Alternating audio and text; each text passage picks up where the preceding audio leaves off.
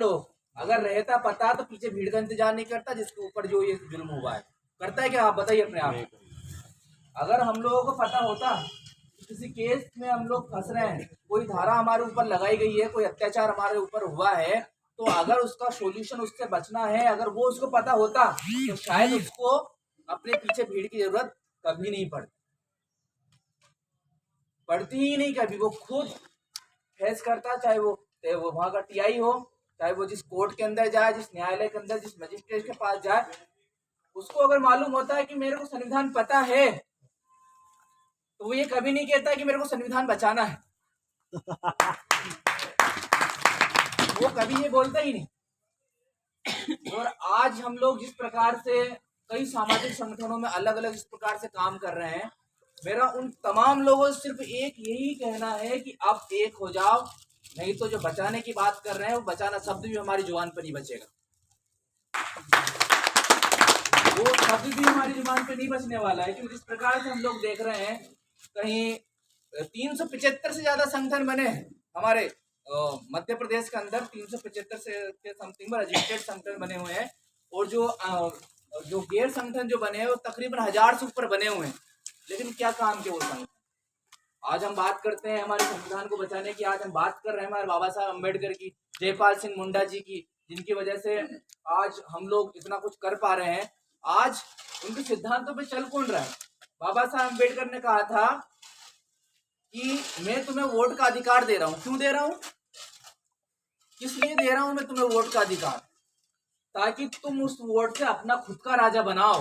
और आज हम क्या कर रहे हैं? गुलाम, खुद गुलामी की ओर जा रहे हैं, किसी और का राजा को वहां पर बिठा रहे हैं, और वो हमें गुलामियों की बेड़ियों में बांधता हुआ जा रहा है, और हम बनते हुए जा रहे हैं। और हम लोग क्या कर रहे हैं? जिन लोगों ने हमें गुलाम बनाया है, आज उसी के तलवे चाट रहे हैं, उसी के बंदरों में बंधे हुए हैं। और जिसका नतीजा मणिपुर का उदाहरण, आज कौन सी पार्टी ने साथ दिया उसमें? कितने जो राजनीतिक पार्टियों में घुसे हुए हैं, भाजपा हो चाहे कांग्रेस हो, उसके अंदर भी महिलाओं को आरक्षण मिला हो, वो भी सीटों पर बैठी हुई हैं। लेकिन इनके अंदर बैठी हुई कितनी ऐसी महिलाएं थी जिन्होंने मणिपुर के अंदर जो बहनों को नंगा करके घुमाया, उसके ऊपर एक शब्द बोला हो? सब गुलाम बने हुए हैं, ये किसी काम के नहीं है। आज हम कोशिश कर रहे हैं कि किसी न किसी पार्टी के अंदर चले जाए, वहां से हमें टिकट मिल जाए, वहां से हम विधायक बन जाए, वहां से हम सांसद बन जाए। राजा तो बनने की सोच ही नहीं रहे। एक हिस्सा बनने की सोच रहा है, राजा बनने की कौन सोच रहा है? आज हम पूरे मध्य प्रदेश के अंदर बात कर रहे हैं कि किस प्रकार से आदिवासियों को बचाया जाए, किस प्रकार से दलितों के अधिकारों को लेकर आया जाए, और दूसरी तरफ ये तैयारी हो जाती है कि एक और संगठन खड़ा कर दिया जाए,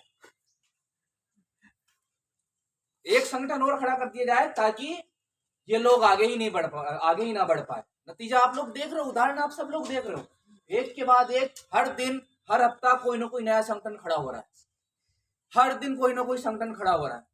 अभी हम रायसेन जिले से आए थे, यात्रा के दौरान जब प्रचार करने पहुंचा था, ऑलरेडी बहुत सारे संगठन है, एक संगठन और तैयार हो गया।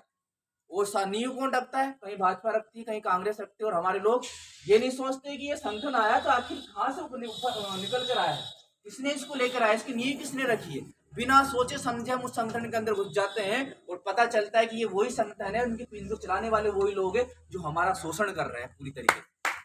बिना सोचे समझे हम उसकी ओर चले जाते हैं। हम लोग उन लोगों को भूल जाते हैं। कहीं ना कहीं सबसे बड़ा नुकसान इसलिए हो रहा है कि हम उन लोगों पर फोकस नहीं कर पा रहे हैं। ये जो तमाम प्रकार के जो लोग जो लुभावनाएं दे रहे हैं, प्रलोभन दे रहे हैं, और उनकी मीठी मीठी बातों पर हम हमारी तमाम प्रकार की जो आज़ादी है, जो हमारे संवैधानिक अधिकार है, उनको नहीं समझ पा रहे हैं। और इन लोगों की वजह से हो क्या रहा है एक्चुअल में, कि जो जमीन पर रियलिटी में जो कार्यकर्ता काम कर रहे हैं, वो उभर के सामने नहीं आ रहे। अगर वो असली जमीनी कार्यकर्ता को हम लोगों ने महत्व दे दिया, तो शायद आने वाले समय बाबा साहब अम्बेडकर जिन्होंने जो सपना देखा था, हमारे बिरसा मुंडा जी जो सपना देखा था कि इतिहास फिर से लेकर आएंगे, वो इतिहास एक झटके में खड़ा हो जाएगा अगर हमने उस मिशन पे काम कर लिया। उदाहरण देख लीजिए आप सभी लोगों को पता होगा कि संवैधानिक अधिकार यात्रा तकरीबन 2 महीने चली है ना, आप सभी लोगों को जानकारी, जिसमें से 1000 से ऊपर मामले ऐसे थे जिस पर अवैध रूप से दबंगों ने हमारी जमीनों पर कब्जा करके रखा। 1000 कम नहीं होते, 1000 की लिस्ट जिस पर कब्जा का। और वही कौन सा क्षेत्र है? हमारी बुधनी विधानसभा एक क्षेत्र, इसमें से 1000 लोगों की लिस्ट, उसकी 17 पन्नों का पेज वो बनाया था मैंने ड्राफ्ट, इसमें से 1000 लोग ऐसे जिस पर जमीनों पर कब्जा करके रखा था। और तकरीबन इतने ही, इससे भी ज्यादा होंगे, बाकी लिस्ट नहीं आई, जिनकी जमीनों का पट्टा आज तक नहीं बना इस बुधनी विधानसभा के अंदर। अभी कल लोकतंत्र यात्रा में हम लोग गए थे तो सेमल पानी में जैसे कि वो 33 लोगों का नाम आया था, है ना, सोसाइटी वाली बता रहे जमीन 33 लोगों का नाम आया था, वो लिस्ट मेरे पास भी आई। ऐसे करके पूरी विधानसभा के अंदर एक तरफा हम बात करते हैं SC ST OBC की, लेकिन एक तरफा आदिवासियों की समस्याओं को देखा जाए तो 75% एक तरफा टोटली आदिवासियों की जमीनों को छीना है इस विधानसभा क्षेत्र के अंदर।